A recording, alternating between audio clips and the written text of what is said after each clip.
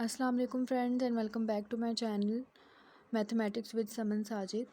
आज जो टॉपिक मैं आप लोगों के साथ शेयर करने जा रही हूँ उसका नाम है सीक्वेंस एंड सीरीज़, और ये टॉपिक मैथ के स्टूडेंट्स के लिए काफ़ी इंपॉर्टेंट है। तो चलिए हम स्टार्ट करते हैं। टॉपिक का नाम है सीक्वेंस एंड सीरीज़। तो सबसे पहले हम डेफिनेशन से स्टार्ट करते हैं कि सीक्वेंस क्या होता है। ठीक है, रोज़ और नंबर्स आर कॉल्ड सीक्वेंस, यानी कि अगर हम नंबर्स को 1 2 3 4 5 जितने भी नंबर्स हैं इन सबको अगर हम रोज़ की फॉर्म में लिखते हैं तो वो हमारे पास क्या कहलाता है, सीक्वेंस कहलाता है। ठीक है, उससे हम क्या कहते हैं कि वो हमारे पास सीक्वेंसेस है।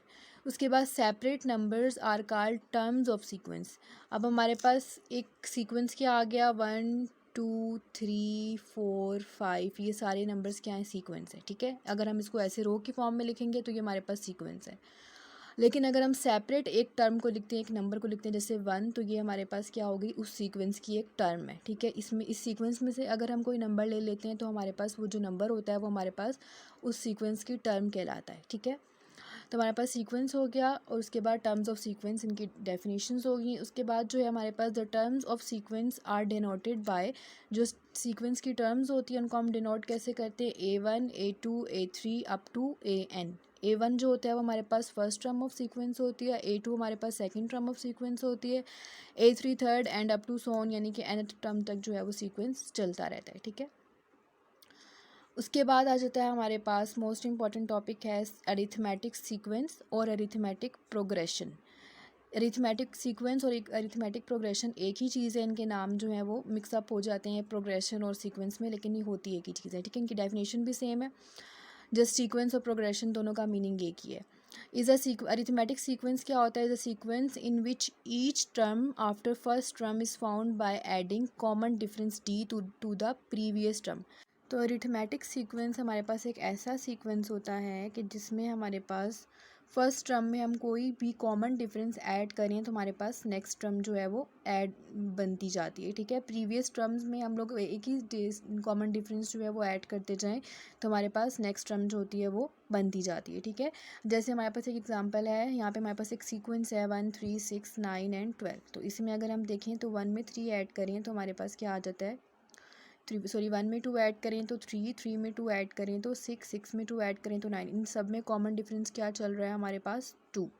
ठीक है, तो यहाँ पे हमारे पास ये क्या है, अरिथमेटिक सीक्वेंस है कि इन सब में जो कॉमन डिफरेंस है वो सेम है और वो उसके ज़रिए हमारे पास एक सीक्वेंस जो है वो बन रहा है। ठीक है, अब ये जो मैंने आपको एग्जांपल बताई है ये हमारे पास क्या है, ये फाइनाइट टर्म्स के सीक्वेंस के लिए। ठीक है, अगर हमारे पास यहाँ पे एक जगह पे ये वैल्यूज़ रुक रही हैं, ये नंबर्स रुक रही हैं, ये सीरीज़ और या सीक्वेंस जो है ये रुक रहा है, तो इसलिए हमारे पास ये क्या है, फाइनाइट टर्म सीक्वेंस है। ठीक है, लेकिन अगर हमारे पास इनफाइनाइट टर्म्स होती हैं लाइक 1 2 3 4 और ये सब अप टू सो ऑन चलता रहता है, तो इस तरह के सीक्वेंस की जो अरिथमेटिक सीक्वेंस होता है वो हम कैसे फाइंड करते हैं, तो उसके लिए हमारे पास अलग से फार्मूला है।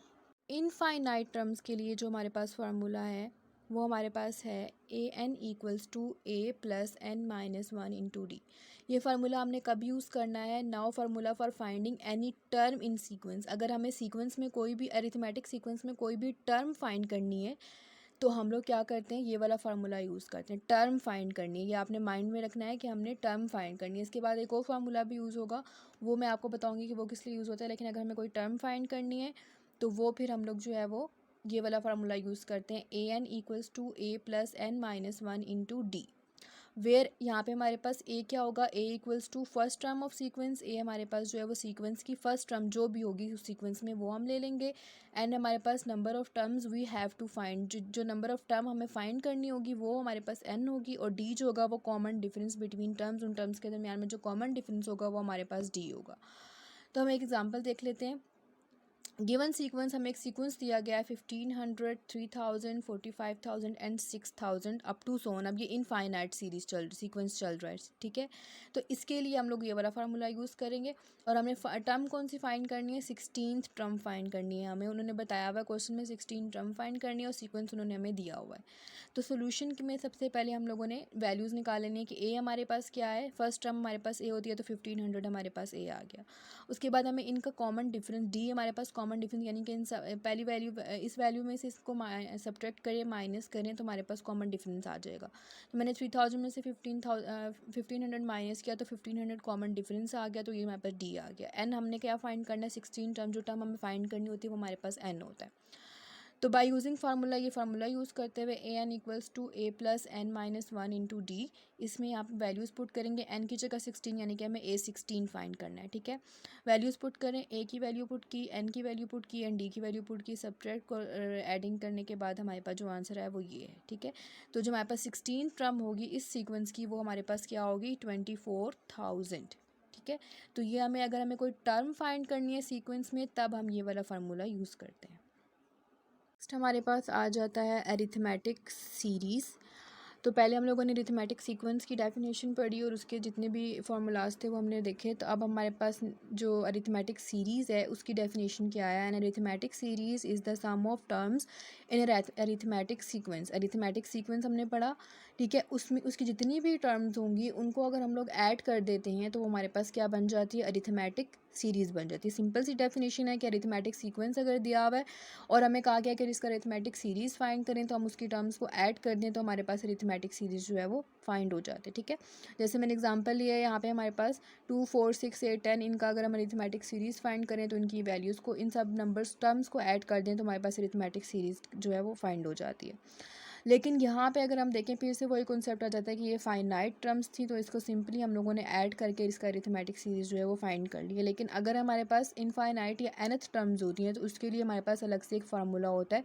फार्मूला क्या होता है, to find the sum of, अभी यहाँ पे हमारे पास सम ऑफ टर्म्स आ जाती हैं, ठीक है। सम ऑफ फर्स्ट एन टर्म्स, अगर हमारे पास एन टर्म्स दी हुई हैं, एन टर्म्स दी हुई हैं, उनका अगर हमें सम फाइंड करना है तो फिर हम लोग ये वाला फार्मूला यूज़ करते हैं जो मैंने पहले आपको फार्मूला बताया था।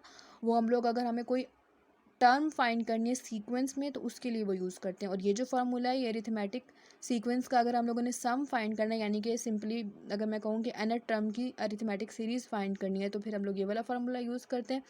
उसको वो फार्मूला क्या है हमारे पास, n S n equals to n over two a plus a N.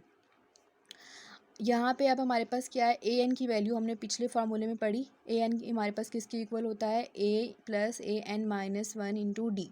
तो यहाँ पे अब हम लोग इस फार्मूले में ए एन की जगह यहाँ पे ए एन की वैल्यू पुट कर दी मैंने, ठीक है। उसके बाद इन दोनों को, ये दोनों ए हैं तो 2a हो गया और यहाँ पे ये सेम एज इट इज़ आ गया। तो ये वाला जो फार्मूला हमारे पास निकला है, ये फार्मूला हमारे पास है। अगर हमें nth टर्म का अरिथमेटिक सीरीज़ फाइंड करनी हो तो फिर हम लोग जो है ये वाला फार्मूला यूज़ करते हैं, ठीक है। अब जो हम लोगों ने अरिथमेटिक सीरीज़ का फार्मूला पढ़ा, अब हम उसकी एग्जांपल एक देख लेते हैं, ठीक है। फाइंड एग्जांपल है हमारे पास, find sum of first 50 terms of an arithmetic series. First 50 terms जो है एक अरिथमेटिक सीरीज़ है, उसकी फर्स्ट 50 टर्म का सम फाइंड करना है विद ए की वैल्यू उन्होंने हमें दी हुई है 28 एंड डी की वैल्यू दी हुई है -4। हम लोगों ने क्या फाइंड करना है, 50 टर्म की का सम फाइंड करना है।